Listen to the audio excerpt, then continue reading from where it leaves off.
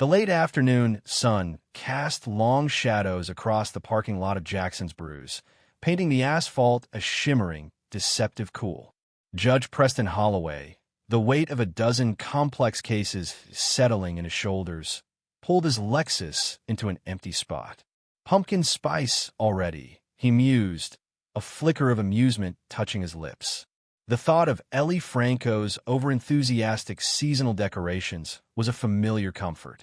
He'd earned this caffeine fix, a small ritual marking the end of another day, upholding the very principles he was about to have so violently shattered. A siren wailed in the distance, a rising, insistent shriek that tore through the quiet hum of the late afternoon. Preston barely registered it. He was already mentally composing his order, a double shot of espresso, maybe with a touch of cinnamon. The world narrowed to the anticipation of that first bitter sip. Officer Kyle Merritt's hands gripped the steering wheel, knuckles white. The dispatcher's voice crackled in his ear, a jumbled description of suspect. Male, dark clothing, approximately 6 feet tall. It was flimsy, almost nothing to go on, but adrenaline surged through Merritt's veins. This was his chance, his opportunity to prove himself. He pushed the accelerator, the patrol car lurching forward, the siren now a full-throated scream. He'd been on the force barely a year, stuck with traffic violations and petty theft. He craved the thrill of a real arrest, the weight of the badge finally feeling real, not just a costume he wore. Preston opened his car door, the warm air of the Central Valley brushing against his face. He took a deep breath, a small, private moment of peace before stepping into the bustle of the coffee shop. He never made it. The patrol car screeched to a halt beside him, tires spitting gravel. Merritt was out in a flash, his hand hovering over his holster, eyes narrowed, fixed on Preston. "Get on the ground. Hands where I can see them," he barked, his voice tight with a mixture of fear and exhilaration. Preston froze, the sudden, violent intrusion shattering the quiet of his thoughts. Confusion warred with indignation. "What is the meaning of this?" he managed, his voice strained. He was a judge, for God's sake, not some common criminal. Merritt saw only a black man, tall, dressed in a dark suit close enough to the vague description echoing in his head. The adrenaline buzzing in his ears drowned out any semblance of reason. "Don't move," he yelled, his hand now firmly on his gun. "Get down on the ground." Inside the coffee shop, Ellie Franco watched the scene unfold, her hand flying to her mouth. She recognized Judge Holloway, a regular, a kind, quiet man who always tipped generously and inquired about her grandmother's health. This had to be a mistake, a terrible, absurd mistake. Several other patrons had their phones out recording. The image of a respected judge being forced to the ground, the harsh asphalt pressing against his cheek, would soon be splashed across social media, igniting a firestorm of outrage. How does a respected judge end up face down on hot asphalt all because of one reckless cop? The question hung in the air, heavy with the weight of injustice. Preston felt a surge of anger, hot and sharp, but a lifetime spent navigating the complexities of the law kept him from lashing out. He knew his rights, knew the procedures. This would be dealt with, but the humiliation, the sheer absurdity of it all, burned in his gut. He slowly lowered himself to the ground, the heat radiating through his suit. He closed his eyes for a moment, trying to control the trembling in his hands. This wasn't happening. It couldn't be happening. Sergeant Dana Winslow arrived on the scene minutes later, her face a mask of grim resignation. She'd heard the commotion over the radio, recognized Merritt's call sign. She knew the kid was green, eager to please, but this was a disaster. She took in the scene, the growing crowd, the phones pointed like accusatory fingers, Judge Holloway on the ground, his dignity stripped bare. "Merritt, what the hell is going on here?" she demanded, her voice low and controlled. Merritt stammered, his bravado evaporating under Winslow's stern gaze. He tried to explain, the words tumbling out in a jumbled mess of vague descriptions and panicked justifications. Winslow cut him off. "Stand down, officer. Now." The look on Merritt's face, a mixture of confusion and dawning horror, was almost painful to watch. He was starting to understand the magnitude of his mistake. Winslow helped Preston to his feet, her apology sincere, her voice laced with professional regret. "Judge Holloway, I am so incredibly sorry for this. This was a terrible misunderstanding." Preston, his face still flushed with anger, simply nodded. He straightened his suit, the small gesture a reclaiming of his composure. He knew this wasn't over. The following days were a whirlwind. Merritt was suspended, pending an internal investigation. Lieutenant Shaw, a seasoned internal affairs officer, was assigned to the case. He was known for his meticulous approach, his unwavering commitment to uncovering the truth, no matter how uncomfortable. He interviewed witnesses, reviewed the cell phone footage, meticulously pieced together the events leading up to the wrongful arrest. A town hall meeting was held, the air thick with anger and frustration. Mrs. Charlene Howard, an elderly woman with eyes that had seen too much, spoke with quiet power. "This isn't just about one judge, one officer," she said, her voice resonating with the collective experience of generations. "This is about a system that has failed us time and time again. We've been fighting this fight for too long. It's time for real change." Her words echoed the sentiments of a community demanding accountability, demanding justice. The incident at Jackson's Brews became a catalyst, a turning point.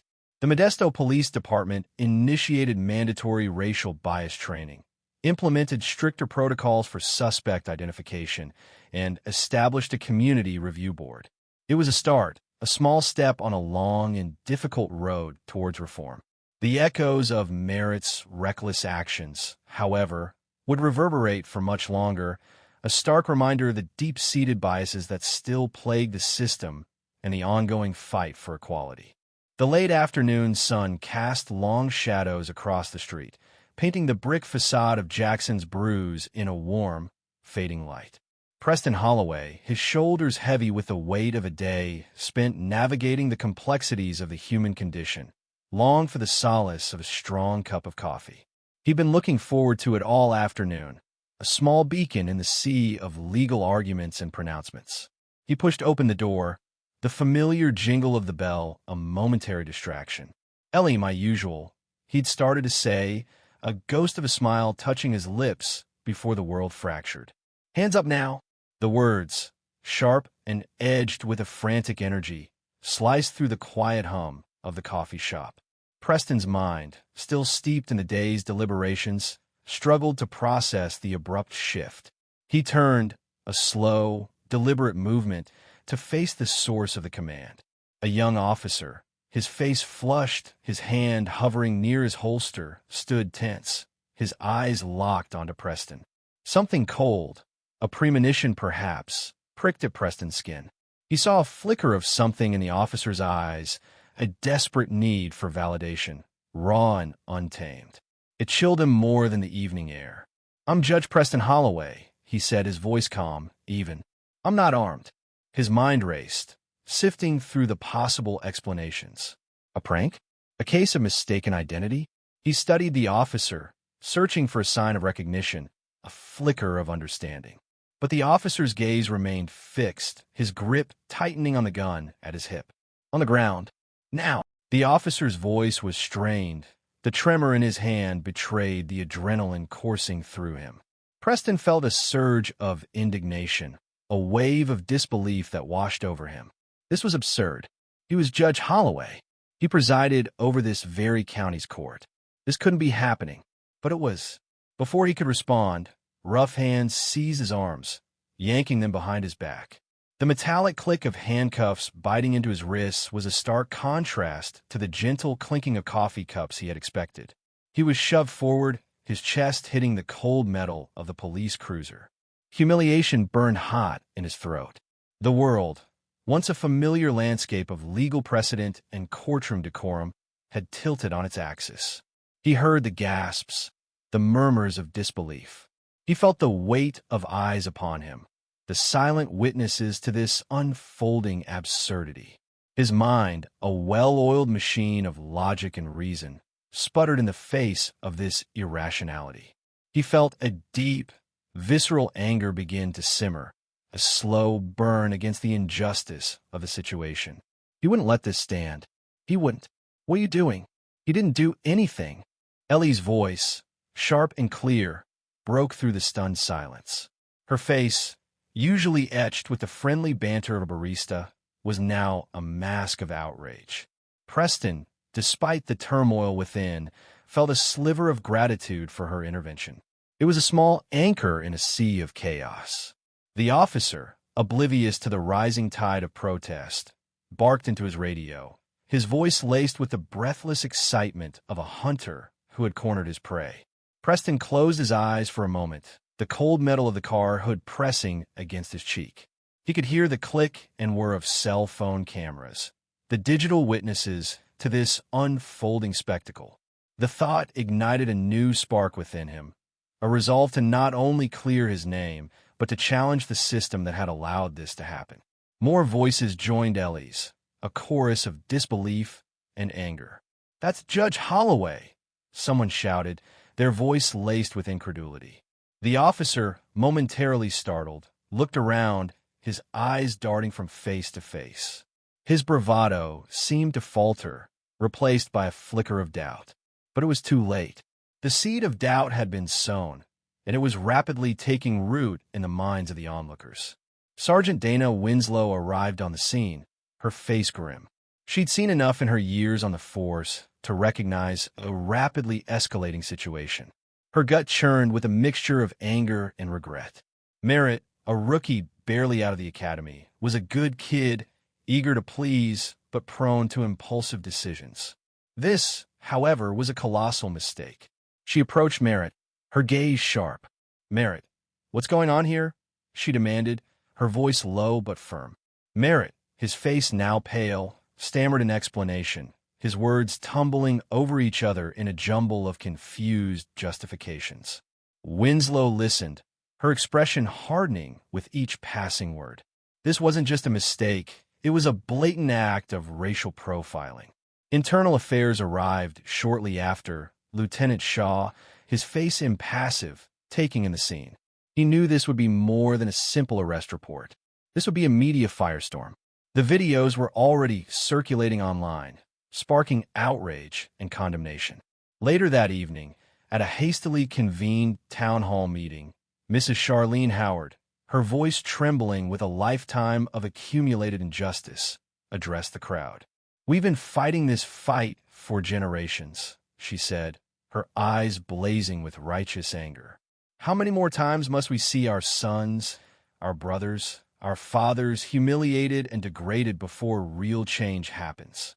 Her words resonated with the crowd, a collective cry for justice, echoing the sentiment of a community weary of the same old story. Merritt was suspended pending an investigation, the first step in a long and arduous process.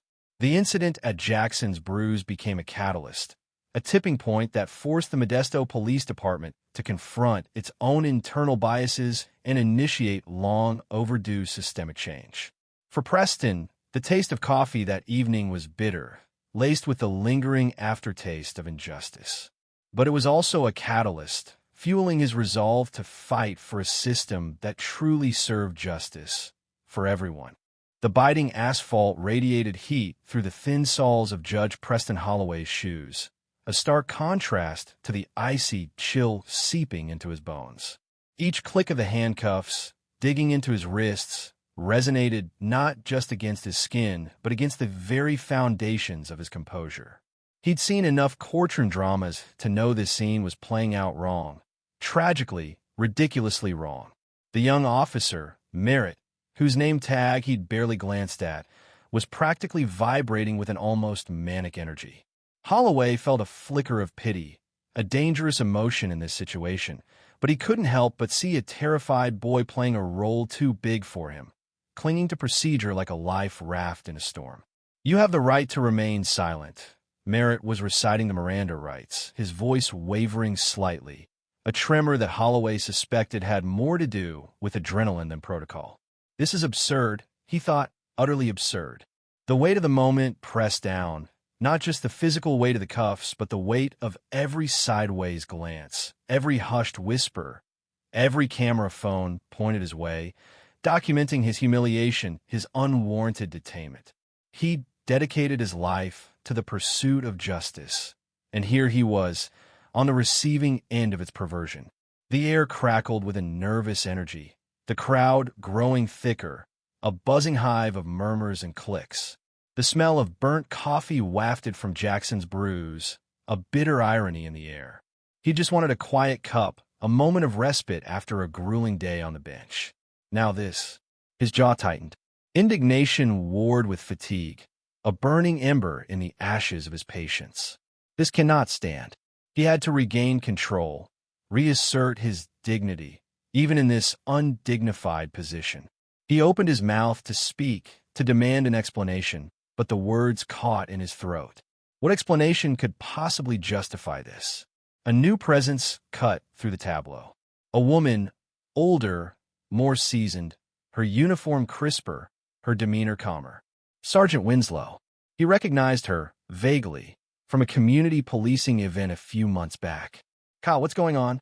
Her voice was sharp, edged with authority, cutting through Merritt's frantic pronouncements. Merritt fumbled, the bravado faltering. Suspect matching, description resisting arrest. The words spilled out, disjointed, unconvincing.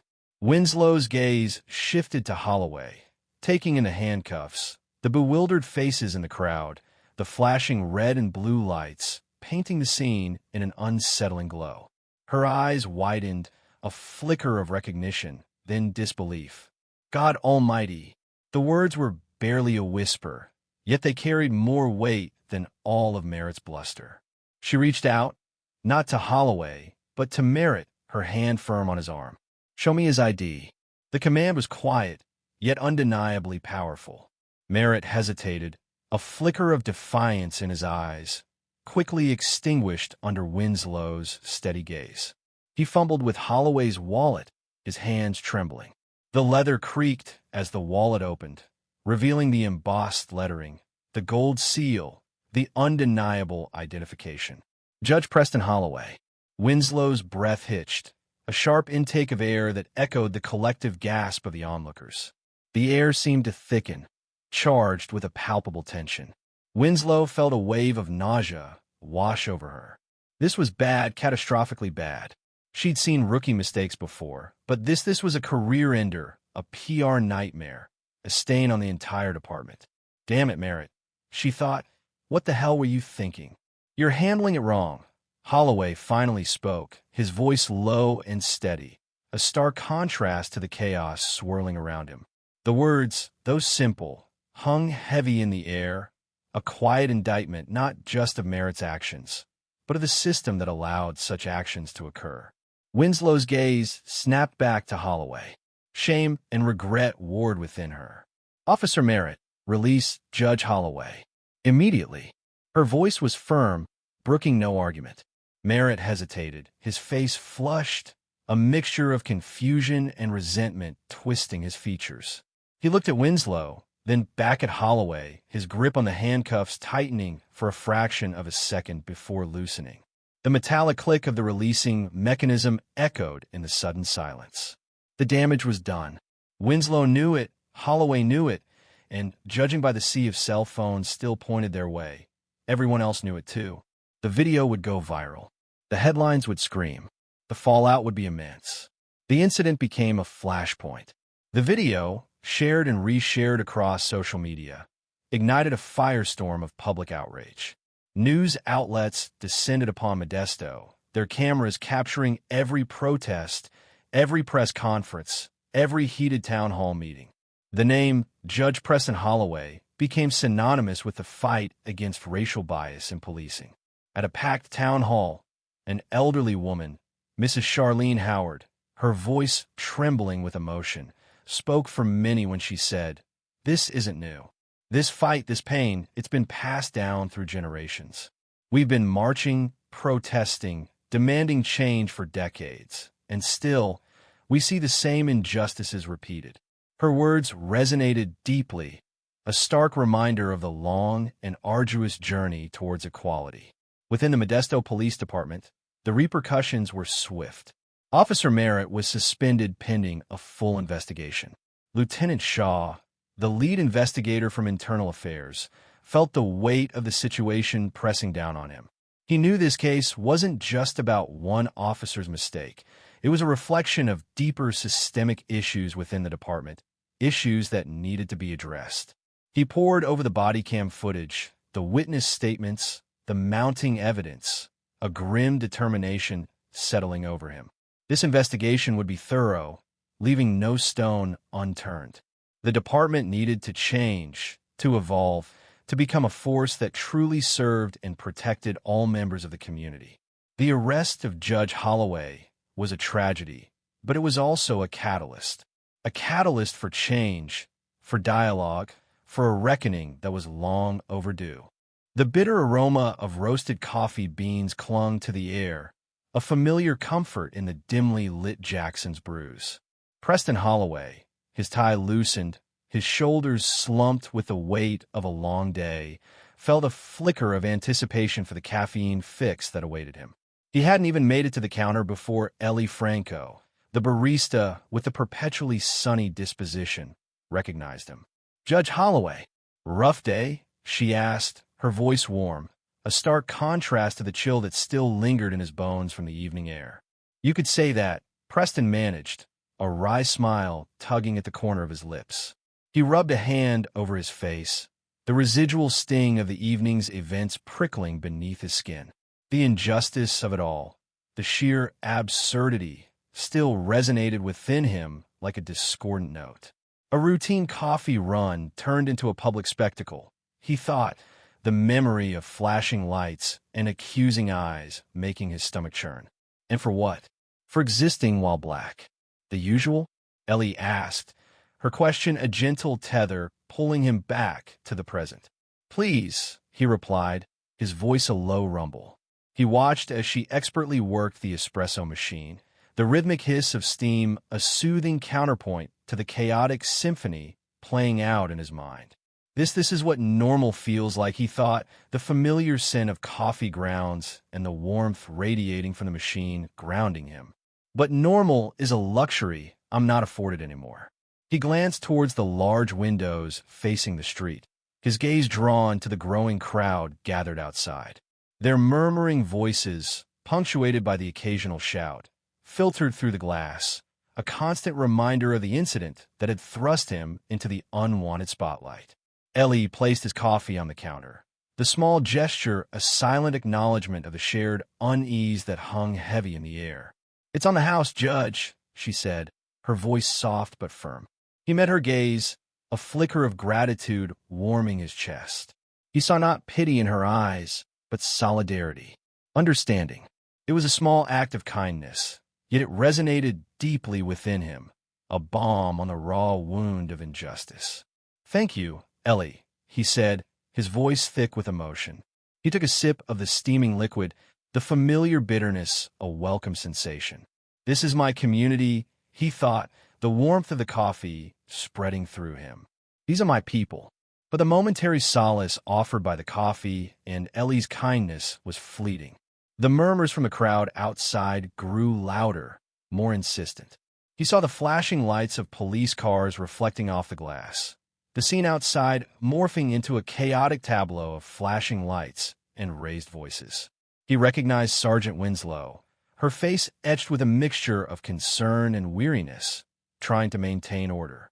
She met his gaze through the window, a silent acknowledgement of the shared burden they now carried. He finished his coffee, the warmth no longer a comfort, but a reminder of the burning injustice he had endured.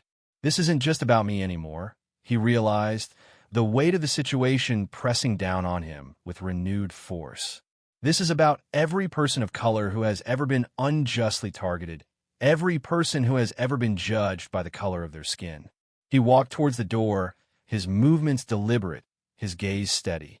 As he stepped outside, the murmurs of the crowd intensified, morphing into a cacophony of voices. He saw the faces, a mixture of anger, frustration, and solidarity. He saw the cell phones recording his every move, broadcasting his story to the world. He saw the fear in the eyes of some, the defiance in the eyes of others. And in that moment, he knew this was not the end. It was only the beginning. The following days blurred into a surreal montage of interviews, statements, and apologies that felt hollow and insufficient. He saw the footage of his arrest replayed endlessly on the news, his own face staring back at him, a symbol of the systemic racism that permeated the very fabric of society. He listened to the pronouncements of city officials, their words carefully crafted to express regret without acknowledging the deeper issues at play. Officer Merritt was suspended, pending an internal investigation. Lieutenant Shaw, the internal affairs officer assigned to the case, interviewed Preston, his questions sharp, probing, seeking to uncover the truth beneath the layers of bias and misinformation. Preston answered honestly, his voice calm, his words measured. He knew that his words, his story, held the power to ignite real change. A town hall meeting was organized, a platform for the community to voice their concerns, their anger, their hopes. He sat in the audience, listening to the stories of others, their experiences echoing his own.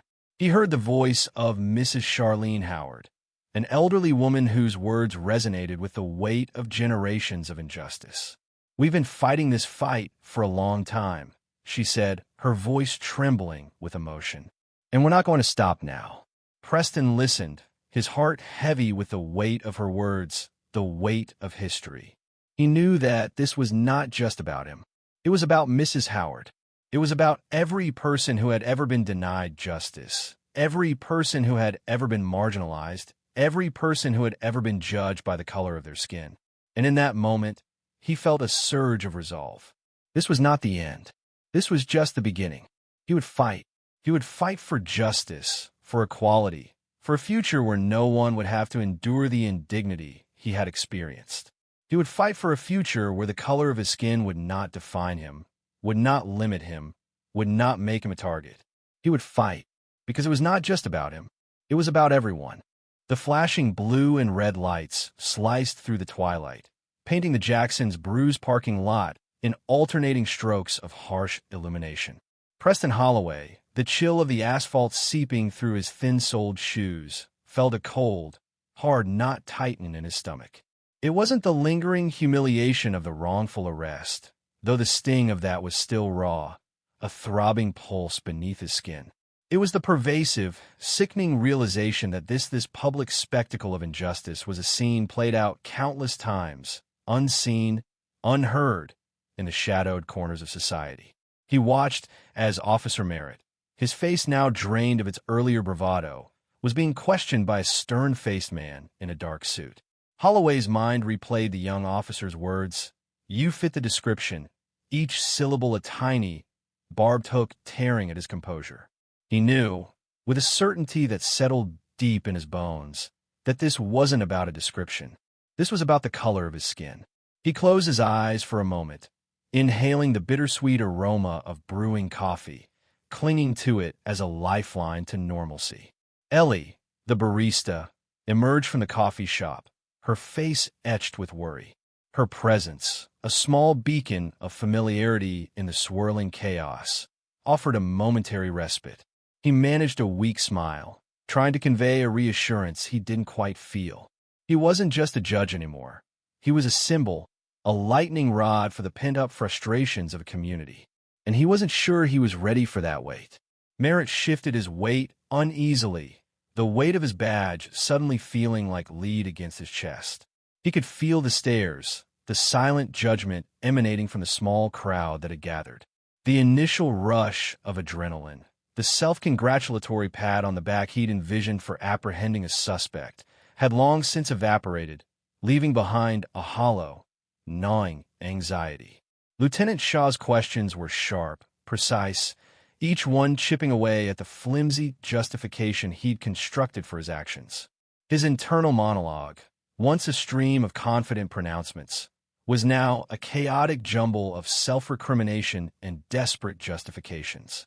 He had wanted to prove himself, to rise above the whispers of nepotism that had followed him since joining the force. But this was not the way. He hadn't even considered that the man he'd so readily handcuffed was Judge Holloway, a respected member of the community, a man whose courtroom he'd stood in just weeks ago. The realization hit him with the force of a physical blow. Shame, hot and suffocating, washed over him. Sergeant Winslow stood on the periphery, observing the unfolding scene with a mixture of weariness and regret. The incident had cast a long shadow over the Modesto Police Department, a stain that wouldn't easily wash away. She had seen Merritt's eagerness, the raw ambition that sometimes blurred the lines between duty and recklessness. She'd meant to mentor him, to guide him towards a more measured approach to policing. But somehow, amidst the daily grind of paperwork and emergency calls, she had let him slip through the cracks. Now, the consequences of that oversight were playing out in the harsh glare of public scrutiny. She sighed inwardly, the weight of responsibility pressing down on her. This wasn't just about one officer's mistake. It was about a system that allowed such mistakes to happen. The department needed to change, needed to confront the implicit biases that festered beneath the surface. She knew it wouldn't be easy, but the alternative, another incident like this, another life unjustly disrupted, was unthinkable. Judge Holloway, I'm Lieutenant Shaw, Internal Affairs. The voice, calm and measured, cut through the murmuring of the crowd. Holloway turned, his gaze meeting Shaw's. He saw a flicker of something in the lieutenant's eyes, perhaps understanding, perhaps a shared weariness. He straightened, summoning a semblance of his courtroom composure. I'm also filing a formal complaint, Holloway stated, his voice firm despite the tremor of anger that still coursed through him. The words hung in the air, heavy with implication. This wasn't just about clearing his name. It was about demanding accountability, about forcing the system to confront its own flaws. Shaw nodded, his expression impassive. Understood, Judge. We'll be conducting a thorough investigation. He turned to Merritt. Officer Merritt, you are hereby placed on administrative leave, pending the outcome of the investigation. Please surrender your badge and firearm. The click of Merritt's gun being unloaded echoed in the sudden silence. It was a small sound, almost lost in the vastness of the evening, yet it resonated with a profound significance. It marked not only the end of Merritt's shift, but also, perhaps, the beginning of a much-needed reckoning within the Modesto Police Department. News crews, alerted to the unfolding drama, arrived on the scene, their cameras flashing, capturing every detail for the evening news. The incident, once confined to the parking lot of a small coffee shop, was about to become a national headline. A few days later, the town hall meeting was packed. The air crackled with tension, with a collective sense of outrage. Mrs. Charlene Howard, an elderly woman whose back was ramrod straight despite the years she carried, stepped up to the microphone. Her voice, though frail, resonated with the weight of history. I've seen this before, she said, her gaze sweeping over the crowd. I've seen it with my father, with my brothers, with my sons. This isn't new. This is a fight we've been fighting for generations. But we won't stop. We will not be silent. Her words, a stark reminder of the long struggle for equality, ignited a spark in the room, a renewed determination to demand change, to ensure that what happened to Judge Holloway would never happen again. The investigation into the incident was just the beginning. The real work, the dismantling of systemic bias, the building of trust between the police and the community, had just begun. The fluorescent lights of the Modesto Community Center hummed, a dull counterpoint to the restless murmur of the crowd. 3 days had passed since the incident outside Jackson's Brews. 3 days since Judge Holloway's wrongful arrest had been broadcast to the world. 3 days, Preston thought, rubbing his temples, and the ache behind his eyes hadn't subsided. It wasn't just physical. The weight of the event pressed on him, a suffocating blanket of injustice. He looked around the crowded room, at the faces etched with varying degrees of anger, frustration, and weary resignation. He saw Ellie, the barista from Jackson's, nodding at him with a small, sad smile. He returned the gesture, a flicker of warmth in the bleak landscape of his thoughts. This meeting, this town hall, was supposed to be a step toward resolution, toward change. But a part of him, a cynical, hardened part, wondered if anything would truly be different. Officer Kyle Merritt sat in a stiff plastic chair in the back, separate from the other officers. His uniform felt heavy, each button a lead weight on his chest. The past few days have been a blur of interrogations, statements, replays of the incident from a dozen different angles. He saw the video too, the raw footage from a bystander's phone, the stark reality of his actions.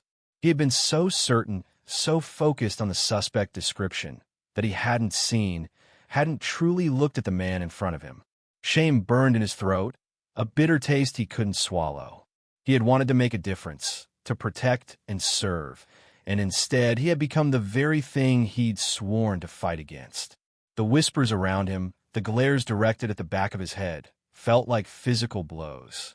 He wanted to disappear, to melt into the floor and escape the judgment. But he knew he had to face it, had to bear the consequences of his actions.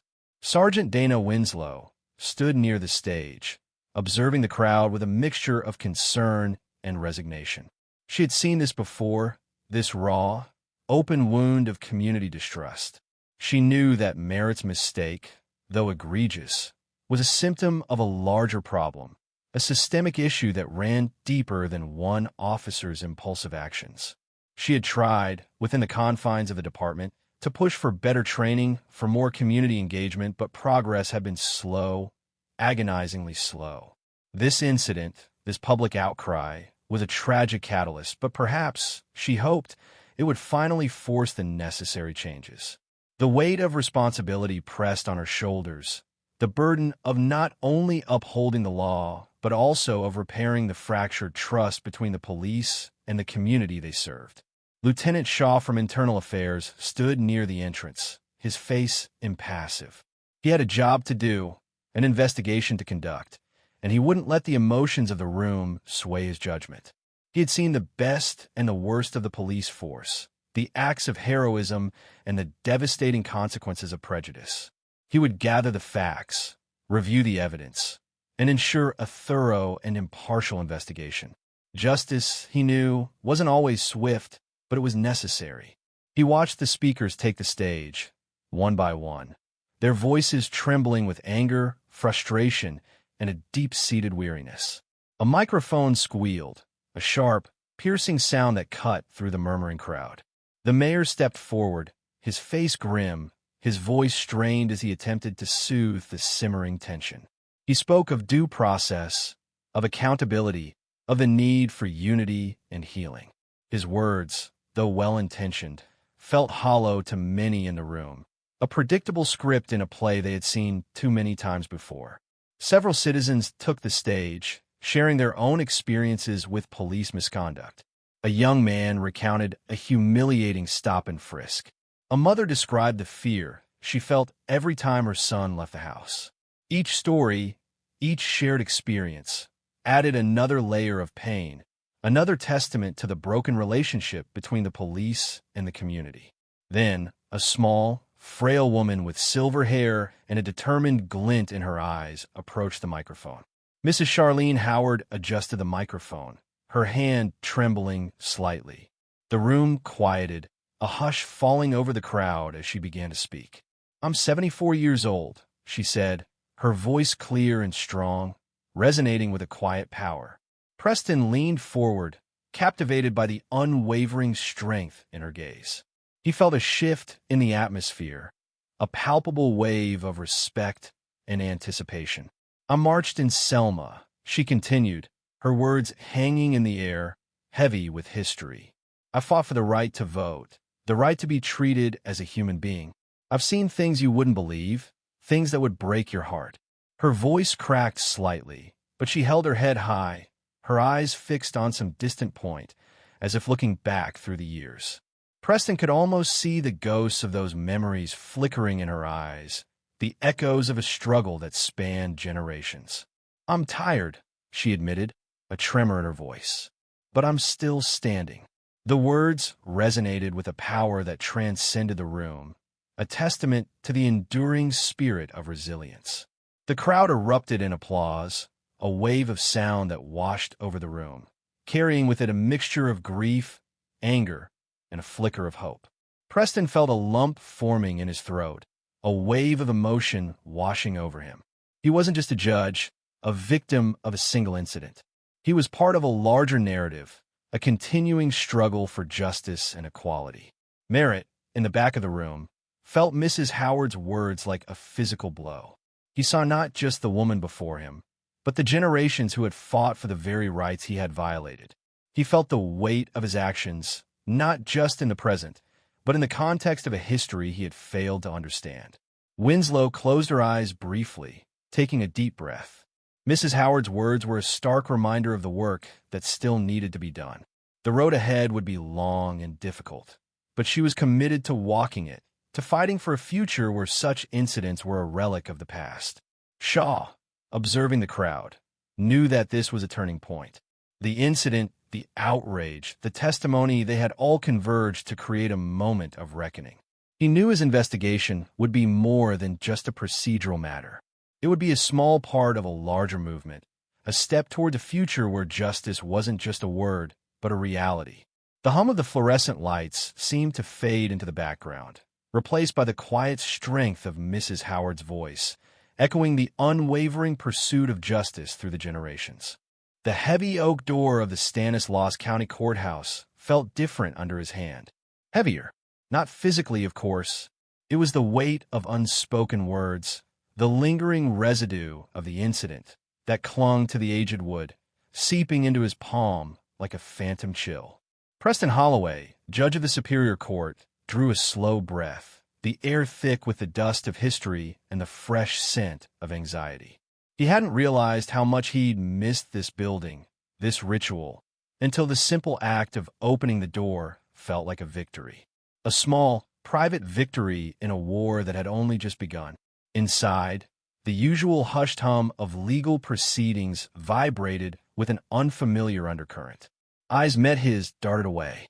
Whispers trailed him down the hallway, like phantom footsteps. He could almost feel the imprint of the incident on his skin, a brand invisible yet burning. The video, the humiliation, the raw, naked fear he'd felt staring down the barrel of Officer Merritt's gun, it had all become a part of him, a permanent fixture in his personal history. He straightened his tie, the knot suddenly constricting. He was back, not as Preston Holloway, the man who'd been unjustly accused, but as Judge Holloway, the man who had a duty to uphold the law, even when the law itself had faltered.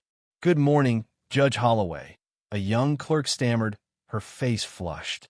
He managed a small, tight smile. "Good morning, Sarah." Her averted gaze told him everything. The whispers, the stares, weren't malicious. They were the awkward dance of a community grappling with a wound that had been festering beneath the surface for generations. He felt a strange sense of detachment, as though observing the scene from a distance, his own emotions a muffled echo in the cacophony of unspoken thoughts. In his chambers, the familiar comfort of leather and law books felt alien.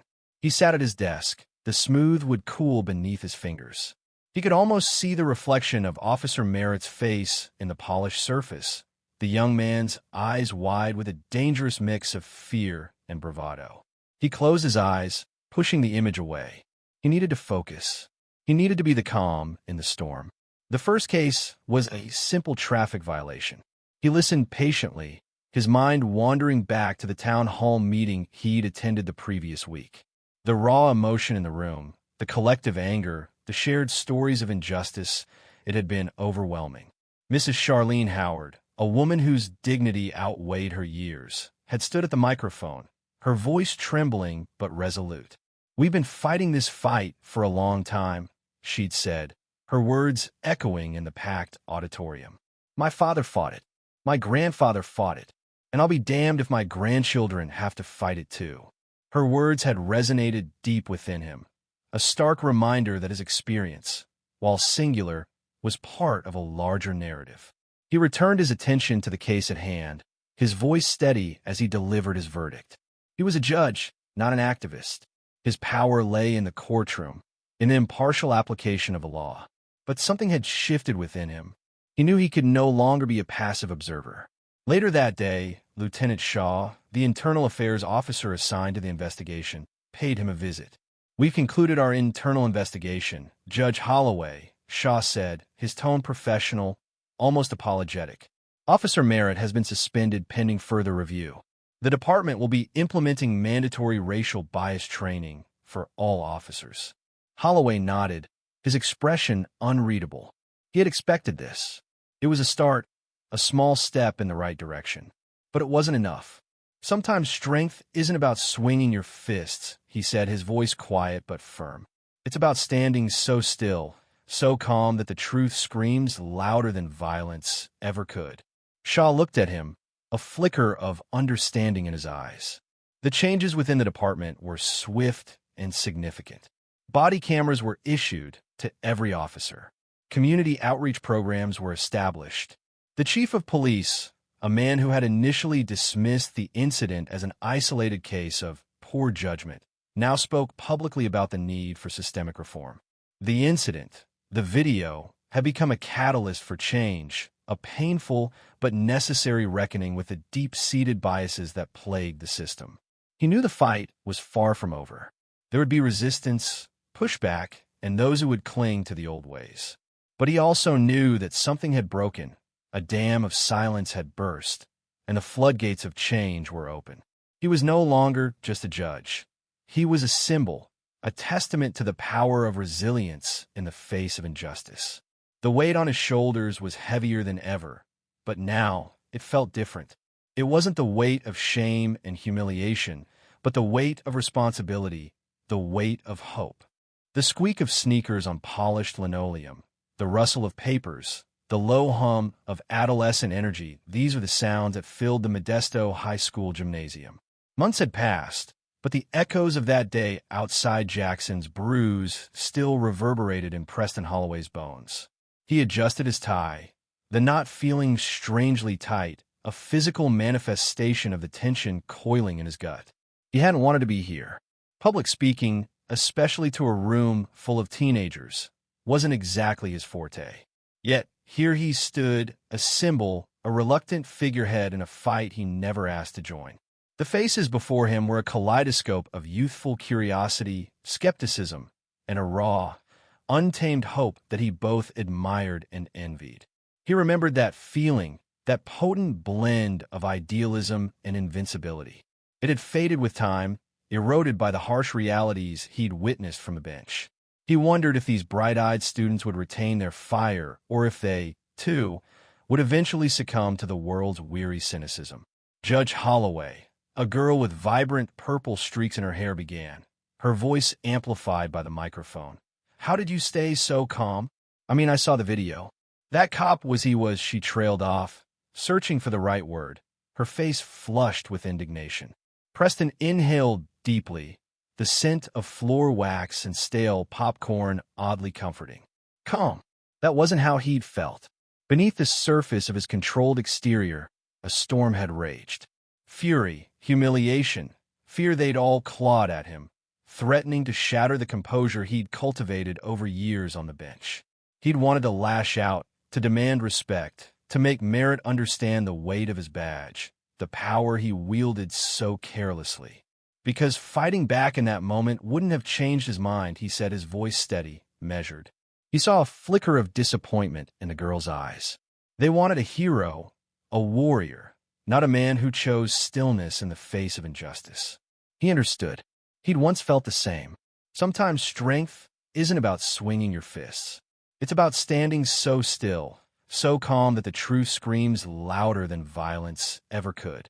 He thought of the cell phone videos, the silent witnesses that had captured the scene, amplified his story, and forced the world to see. He thought of the outpouring of support, the calls for accountability, the uncomfortable but necessary conversations that had finally begun to ripple through the community. Those videos, those silent, unwavering lenses, had been his allies, his strength. A hand shot up in the back. A lanky boy with a thoughtful frown. But what about real change, Judge Holloway? What about all the other times, the ones that don't get filmed? The question resonated deeply, a painful echo of his own internal struggles. How many times had he witnessed injustice, both inside and outside the courtroom, and felt powerless to intervene? How many whispers had he heard? How many stories had he buried beneath the weight of procedure and precedent? He looked at the boy, at the genuine concern etched on his young face, and saw a reflection of his younger self, the idealistic law student who believed in the power of the system to right wrongs. He wished he could offer easy answers, simple solutions, but the truth was far more complex. "That's where you come in," Preston said, his voice carrying a newfound conviction. This generation, you have the power to demand more, to hold those in power accountable. You have the tools, the technology, the voices to amplify the stories that go unheard. He paused, meeting the gazes of the students one by one. Don't let fear silence you. Don't let apathy erode your passion. Demand justice, not just for yourselves, but for everyone. His words hung in the air, charged with a potent energy that seemed to electrify the room. He saw a shift in the students' expressions, a spark of understanding, a quiet determination taking root. He continued, speaking of nonviolent resistance, of the power of peaceful protest, of the long and arduous journey towards equality. He shared stories of those who had come before, the unsung heroes who had paved the way with their courage and unwavering belief in a better future. As he spoke, the initial tension that had gripped him began to dissipate, replaced by a strange sense of peace. He wasn't a warrior, not a fighter in the traditional sense. But perhaps, in his own way, he was part of the fight. Perhaps his role was to be a witness, a voice, a guide for those who would carry the torch forward. An elderly woman, her face etched with the wisdom of years, approached the microphone during the Q&A. "Judge Holloway," she said, her voice trembling slightly. "My grandson was killed by a police officer 5 years ago. There are no cameras, no witnesses. His story was never told. What do you say to those whose voices are silenced, whose pain goes unseen?" The weight of her words settled heavily upon him. He looked at her, at the grief that shimmered in her eyes, and felt a profound sense of inadequacy. He knew that his words, his experience, could never fully encompass the depth of her loss. "I say their stories matter," he said, his voice filled with a quiet intensity. "I say we must fight for them, for the silenced, for the forgotten. We must demand transparency, accountability, and a system that values every life equally." He looked around the room, at the faces of his students, at the future reflected in their eyes. "We must never stop fighting until justice is not just a word, but a reality for all." The applause that followed was more than just polite appreciation. It was a wave of shared understanding, a collective commitment to a future where justice prevailed. As Preston Holloway stepped down from the stage, he felt a flicker of that long-dormant hope rekindle within him. Perhaps, just perhaps, this generation would be the one to finally break the cycle. The echo of the slap, the weight of the handcuffs, the flash of 100 phone cameras, these things stayed with Judge Holloway long after the incident outside Jackson's Brews. He could still feel the phantom pressure on his wrists, a cold reminder of the casual disregard for his dignity. The hum of public outrage, a cacophony of voices demanding justice, was initially a comfort. Then it morphed into a low, persistent thrum of anxiety. He hadn't sought this spotlight. He just wanted a damn cup of coffee. Now, his name was etched into the narrative, a symbol of something far bigger than himself. Sleep offered little respite. He'd toss and turn, the replays relentless, his mind a courtroom where he presided over his own humiliation. The internal investigation was swift, almost surgical in its precision. Lieutenant Shaw, a man whose eyes seemed to hold the weight of 1,000 untold stories, conducted the interviews with an unsettling quiet intensity. Holloway recounted the events dispassionately, striving for the same objectivity he employed on the bench, but the tremor in his voice betrayed the lingering unease. He watched the footage, frame by agonizing frame, each click of the camera a fresh wound. The look on Merritt's face a volatile cocktail of fear, bravado, and something else, something darker that Holloway couldn't quite name haunted him. The city held its breath. The air crackled with anticipation.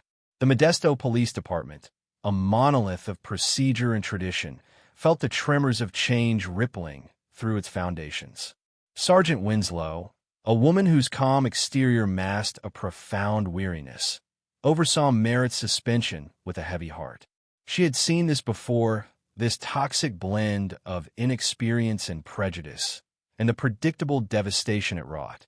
She replayed her own interaction with Merritt that day, her words of caution echoing in her mind, tinged with a bitter sense of futility.